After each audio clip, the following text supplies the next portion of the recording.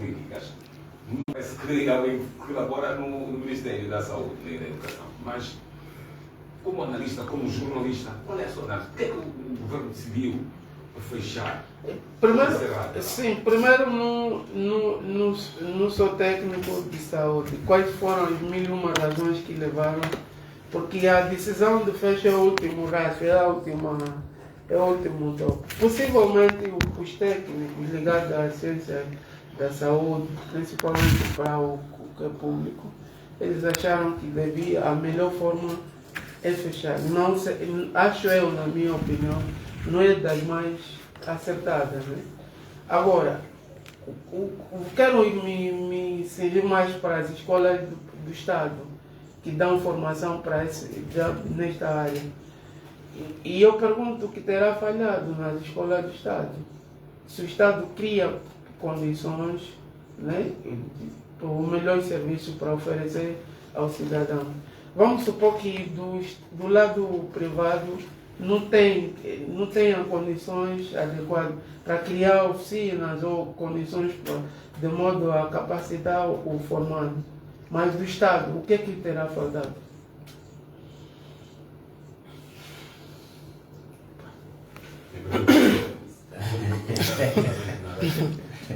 Vitor, vamos aqui passar para o Nolasco Vendiá. Nolasco, qual é a sua análise sobre o encerramento dessas instituições públicas e privadas?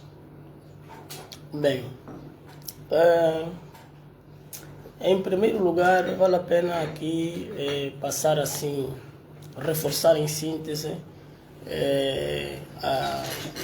as linhas constantes do documento que ordenou a suspensão desses cursos, que tem muito a ver com a questão da regularização das licenças, a questão da conformação, da qualidade técnica e provavelmente pedagógica, da continuidade dessa formação, o que significa, por não se registrar esta componente qualitativa, resultou na decisão da descontinuidade dessa formação nos pontos que foram identificados, que estão bem identificados no documento.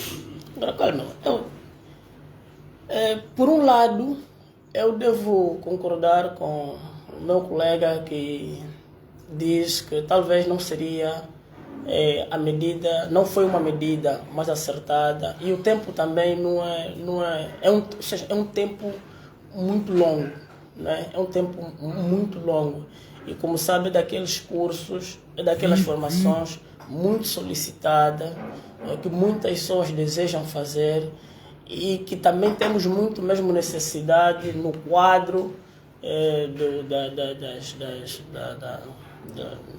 dos tipos de formações que nós precisamos para corresponder ou dar resposta às necessidades do ponto de vista mesmo da saúde, atendendo ao número de população que nós temos em Angola e, consequentemente, atendendo às condições de vida, a qualidade de vida que nós temos, também um número elevadíssimo de pessoas que todos os dias ocorrem os serviços hospitalares. Mas, por outro lado, também compreendo a motivação do caso aqui do governo que tomou, não deixa de ser uma medida governamental, que tomou esta medida atendendo mesmo aos fundamentos que ele apresenta. E os fundamentos que ele apresenta sustentam-se claramente quando nós deparamos com as realidades que nós vivemos, quer do ponto de vista da qualidade da formação que se tem prestado, os serviços que se tem prestado nesta formação de saúde nas várias instituições, e, consequentemente, isso tem se refletido também na má qualidade dos profissionais que são colocados ou enquadrados nos serviços, quer públicos ou privados, de saúde. E os registros estão ali, são visíveis. Aliás, o Felipe aqui na sua introdução trouxe uma referência, fez um comentário de alguém que levantava um problema, por que os pacientes têm sido deixados à sorte dos estagiários. Porque aqui, primeiro, por falta mesmo de patriotismo, falta de responsabilidade e, consequentemente, falta de responsabilização, autorresponsabilidade, falta de compromisso, primeiro consigo próprio, você é o técnico, não é? Que presta um serviço nobre e de elevada responsabilidade, porque está em causa a vida de pessoas. Depois, a falta de compromisso com a formação que você decidiu fazer, concluiu e jurou prestar o serviço dignamente, de forma adequada. Falta de compromisso com a tua sociedade, com o teu povo e com o teu país. Então, tudo isto leva... E depois também temos outras motivações. Não é porque essas faltas que eu apontei aqui, esses elementos de faltas que eu apontei aqui também muitas vezes são motivados por outros fatores. Vamos entender também que ao nível das instituições, quer pública ou privada, ao nível da função pública do modo geral, permitam-me aqui estender um bocado, há também um certo... há uma certa desmotivação muito alargada. E essa desmotivação alargada é muito por conta das questões financeiras. E temos aqui um colega economista que percebe muito melhor do que eu estas matérias. Quando digo questões financeiras, é mesmo salários baixos. Isto faz com que... Quando a pessoa trabalha e não tem um salário digno, não tem um salário razoável ou bom, e salário digno, razoável ou bom aqui significa um salário que permite com que o funcionário ou profissional consiga satisfazer as suas necessidades mais básicas. E quando isto a pessoa não consegue, torna-se incapaz, não tem motivação, torna-se uma pessoa com falta de motivação. E essa falta de motivação, de certeza absoluta, carrega também no exercício da sua função. Porque se eu não tenho motivação, eu não consigo prestar também. Claro que nós estamos a dizer que isto deve defender ou dar razão a quem presta um mau serviço. Mas estamos a dizer que também tem sido um fator de desmotivação. E nessa desmotivação é que faz com que muitos profissionais, já dentro do quadro da função pública, muitas vezes deixam os serviços com os estagiários. Vocês aqui estão aqui, então façam esse serviço, sofram lá um bocado também. São estagiários, quer dizer, alguns incompetentes, mas incompetentes por terem passado por uma formação muito deficitária. Consequentemente, o serviço que se vai prestar, não se pode esperar um serviço qualitativo. E a consequência é essa que nós temos. Deu há pouco tempo um exemplo do médico ou do paciente que levou uma receita médica na farmácia, viu-se a sua receita alterada, quer dizer, passa uma receita mal e medicação também mal feita. E isso só causa mais morte, mais prejuízo. Sim. Quando estamos a buscar de cura. São esses fatores, esses problemas que nós estamos a apontar aqui, sim, como fatores de desmotivação também, perdão, que levam a essas consequências. Se passarmos para o ensino, Manassa tem... Sim, eu discordo totalmente que o fraco profissionalismo não recai no baixo ou alto nível de salário. É a ausência de vocação, disciplina e compromisso com o que você escolheu.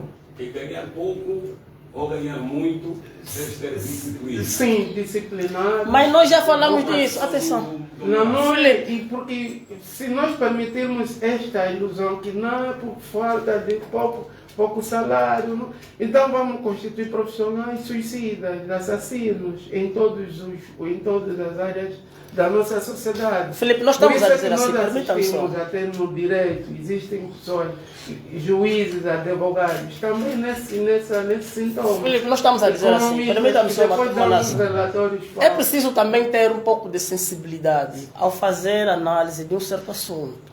Nós fomos claros e dissemos, apontamos alguns fatores que levam a essa problemática e dos quais nós apontamos também falta do compromisso. Nós dissemos aqui, falta de disciplina, nós dissemos aqui. Mas no âmbito, ao nível das sensibilidades de análise de certas questões, estamos a dizer assim, essa situação, não é?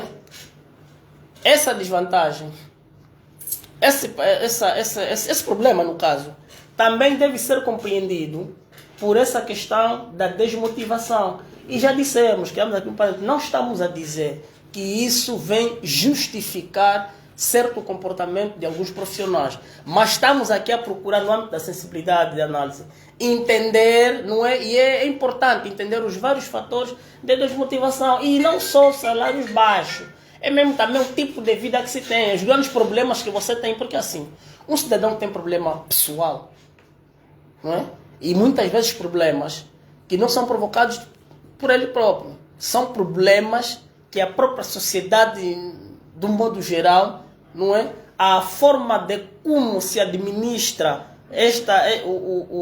digamos aqui, a nossa sociedade, o país, as coisas públicas, nos afunilam, nos apresentam graves problemas que não nos permitem, de certa forma, ao nível da moral, não é? Ao nível da moral, do estímulo, da satisfação e da motivação, não nos permite estar equilibrado emocionalmente, não nos permite estar bem. Você é um indivíduo que tem um salário, trabalha, lhe é exigido um trabalho com disciplina, com rigor, com responsabilidade, mas não lhe é dado um salário adequado ao trabalho que presta. Não lhe é dado um salário que lhe permite satisfazer as necessidades mais básicas para lhe dar aquela condição, aquela satisfação, aquele equilíbrio. É difícil ter é difícil ter satisfação nesse indivíduo. E para além disso, depois vai as condições sociais que às vezes esse indivíduo vive, tem problemas de transporte, quer dizer, trabalha numa certa área, vive numa outra área, o que é normal, mas às vezes não tem garantia de transporte.